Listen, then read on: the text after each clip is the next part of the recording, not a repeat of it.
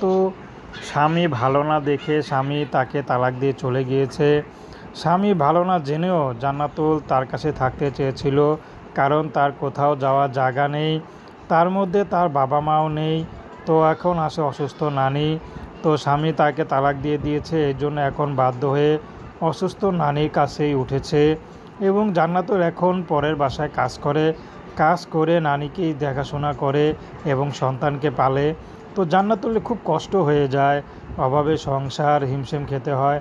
তার মধ্যে জান্নাতুল ইয়াং বয়স, অনেকেই অনেক সুযোগ নিতে চায়।